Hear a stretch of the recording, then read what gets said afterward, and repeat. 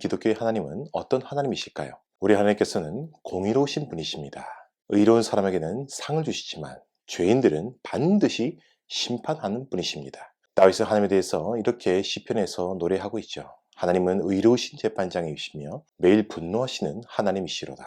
이는 하나님께서 분노 조절이 안 되는 분이란 뜻이 아니라 이 세상에 있는 모든 만물, 모든 사람, 모든 일들을 최종적으로 판단하시는 재판장이 바로 공의로우신 하나님이라는 말입니다. 이러한 하나님 앞에서 우리는 어떻게 보이겠습니까? 애석하게도 우리 모두는 하나님 앞에서 죄인으로 어느 누구도 하나님 앞에서 자랑할 수 있는 사람은 아무도 없습니다. 그래서 하나님 앞에서 의로운 사람은 한 사람도 없음을 성경에서 가르쳐주고 있습니다.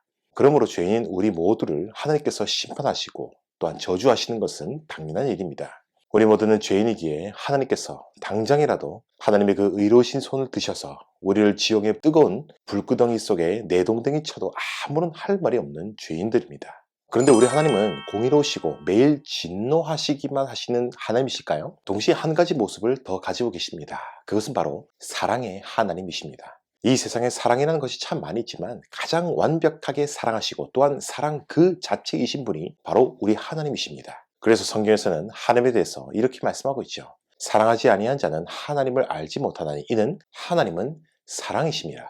문제는 여기서 발생합니다. 우리 하나님께서는 공평하시면서 의로우신 재판장이시므로 죄인인 우리를 심판하셔야 함이 마땅합니다. 그런데 하나님께서는 공의로우시기만 하신 것이 아니라 사랑의 하나님이시기도 하시다는 겁니다. 죄인인 우리를 심판하셔야 되는데 한편으로는 사랑의 하나님이시기 때문에 우리를 사랑하셨다는 거예요. 그 결과 오늘 말씀에서 선포하듯이 하나님의 아들이신 예수 그리스도께서 경건하지 않은 자, 죄인, 원수였던 우리를 위해서 죽으셨다라고 말씀하고 있습니다. 우리가 아직 죄인 되었을 때에 그리스도께서 우리를 위하여 죽으심으로 하나님께서 우리에 대한 자기의 사랑을 확증하셨느니라. 여기서 우리가 원래 어떤 상태였는지 말해주고 있습니다. 우리 모두는 죄인입니다. 성경에서 말씀하시기를 세상에 의인은 없나니 하나도 없으며 모든 사람이 죄를 범하여 하나님의 영광에 이르지 못하였다고 말씀하고 있습니다. 여기에는 어느 누구도 예외가 없습니다. 심지어 6절에서 보면 우리는 모두는 연약한 자들이라고 말씀합니다. 이것은 철저히 무능력한 인간의 모습을 강조하는 말입니다. 그러면 여기서 궁금한 것이 있어야 됩니다.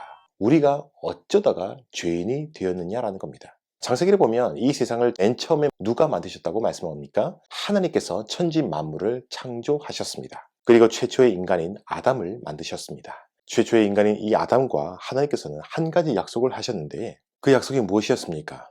에덴 동산에 있는 모든 나무의 열매는 마음대로 먹을 수 있지만 단 한 가지 동산 중앙에 있는 선악을 알게 하는 나무의 열매를 먹지 말라고 하나님께서 명령하셨습니다. 이것을 순종하면 하나님께 상을 받으나 불순종하면 죽음이라는 형벌이 찾아올 것입니다. 하나님께서 이러한 명령을 주신 것은 인간을 놀리시기 위한 것이 아닙니다. 이것은 하나님께서 창조주와 인간과의 구별을 위한 것이었습니다. 인간은 하나님께서 창조하신 것 중에 가장 위대한 창조물이었습니다. 하나님의 형상과 모형을 따라 지어졌고 세상 모든 만물을 다스리고 통치하는 왕과 같은 존재로 창조되었습니다. 하지만 아무리 왕 같은 위대한 피조물이라고 할지라도 인간이 하나님일 수 있습니까? 그럴 수 없죠. 아무리 인간이 위대하다 하더라도 인간은 인간이고 하나님은 하나님이십니다. 인간은 하나님께서 만든 것에 불과하고 하나님께서만이 인간을 창조하신 참 주님이십니다. 그러나 최초의 인간인 아담과 하와는 마귀의 유혹을 이기지 못하고 하나님께서 결국 먹지 말라 명령하신 선악을 알게 하는 나무의 열매를 딱 먹어버립니다. 하나님과의 약속, 이 하나님의 명령을 어겨버리죠. 놀라운 것은 이 범죄에 담겨진 의미가 대단한 것이었습니다. 그것은 인간이 하나님과 같이 되려고 한 사건입니다. 뱀은 유혹할 때 이렇게 유혹했습니다. 만약에 너희가 선악과를 먹으면 하나님처럼 될까봐 하나님께서 먹지 말라 하신 것이다. 만약에 너희가 선악과를 먹으면 하나님처럼 된다. 인간이 선악과를 먹은 것은 단순히 열매를 따먹고 말고의 차원이 아니었습니다. 하나님처럼 되고 싶어 하는 악한 욕심이 그 자리에 있었습니다. 자신을 창조하신 하나님을 쫓아내버리고 하나님을 밀어내버리고 그 자리에 앉아서 내가 하나님이 되어서 마음대로 살아보려고 하는 교만이 그 중심에 있었다는 것입니다.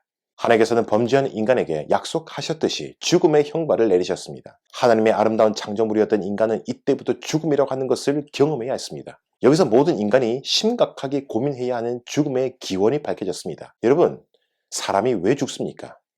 때가 되어 죽습니까? 아닙니다. 아담이 죄를 지었기 때문에 아담만 죽으면 되는데 왜 우리까지 죽어야 되는 것입니까? 하나님과 직접 약속하고 하나님의 명령을 받았던 아담만 벌을 받으면 되는데 왜 우리까지 그렇게 해야 하는 것입니까? 여러분, 사실 아담은 단순한 인간이 아니었습니다. 최초의 인간이면서도 그 사람을 통해서 태어날 수많은 인간들을 대표하는 대표자의 지위를 가지고 있었습니다. 아담은 모든 인류의 대표자로 지음받은 특별한 사람이었습니다. 그래서 하나님께 순종하면 모든 인류를 대표하여 하나님께 순종하는 것이 되고요. 거꾸로 하나님께 불순종하면 모든 인류를 대표해서 하나님께 불순종하는 것이 되는 것입니다. 상을 받아도 아담 덕분에 모든 인류가 함께 받고 저주를 받게 된다면 모든 인류가 저주를 함께 받게 되는 것입니다. 왜냐하면 아담은 모든 인간의 대표 자격을 가진 사람이었기 때문입니다. 아담이 이렇게 죄를 범하고 하나님께 죽음의 형벌을 받으므로 우리 모두도 죽는 사람들이 되는 것입니다. 우리는 모든 사람들이 죽는다는 것을 다 알고 있습니다. 그러므로 사람들이 죽는 것을 보면서 우리도 언젠가는 죽는다라는 사실을 깨달으셔야 됩니다. 동시에 우리가 우리의 죄 때문에 죽는다는 것을 알아야 됩니다. 죽음은 모든 인간이 하나님과의 언약을 어겨서 찾아온 것입니다. 우리는 우리의 의지와 상관없이 아담으로부터 죄를 물려받고 태어납니다. 태어나면서부터 죄인의 신분을 가지고 있었습니다. 그래서 우리 모두는 죄인인 것입니다. 그런 사람들이 없겠지만요, 만약에 어떤 죄도 짓지 않았다고 할지라도 우리는 죄인의 신분을 가지고 태어났습니다. 이렇게 타고난 것을 원죄라고 합니다. 우리는 죄인의 신분을 가지고 있어서 그것 때문에 우리는 또 죄를 직접 짓기도 합니다. 행동으로 짓기도 하고요, 마음속으로 짓기도 하고 또한 말로 짓기도 합니다. 이것은 우리가 직접 행동해서 지은 죄라고 해서 자범죄라고 부릅니다. 세상에 왜 이렇게 죄가 많습니까? 사람은 태생부터 죄인이기 때문입니다. 지옥의 형벌이 눈앞에 놓여져 있는 죄인들이기 때문이에요. 그런데 바로 이때에 여기서 너무나도 놀라운 것이 있습니다. 그것은 하나님께서 죄인인 우리를 사랑하셨다는 겁니다. 사랑의 하나님께서 우리가 죄인인 것을 아심에도 불구하고 우리를 사랑하셨다는 거예요. 이것을 강조하기 위해서 바로 앞절에서 죽음에 대해서 말하고 있습니다. 인간의 일상적인 경험을 통해서 보면 이따금 대의 명분을 위해서 자신의 목숨을 던지는 사람들이 있습니다. 자신에게 유익을 끼친 사람이나 은혜를 베푼 선인들을 위해서 죽는 사람이 가끔 있을 수가 있습니다. 유대교에서는 한 사람이 다른 사람을 위해서 죽는 전통이 있다고 합니다. 그러나 이런 행동은 결코 쉬운 일이 아닙니다. 의인을 위해서 죽는 것도 쉬운 일이 아니고 선을 위해서 죽는 일도 결코 쉬운 것이 아닙니다. 그러나 악한 사람을 위해서 죽는 사람이나 원수와 대적을 위해서 희생하는 사람은 없다는 사실이에요. 그런데 이것을 하신 분이 계십니다. 바로 예수 그리스도이십니다. 우리 모두는 죄인이고 하나님께 별로 잘한 것이 없는 사람들입니다. 하나님께 잘 보일 만한 그 어떤 아름다운 면도 특별한 면도 없는 사람들입니다.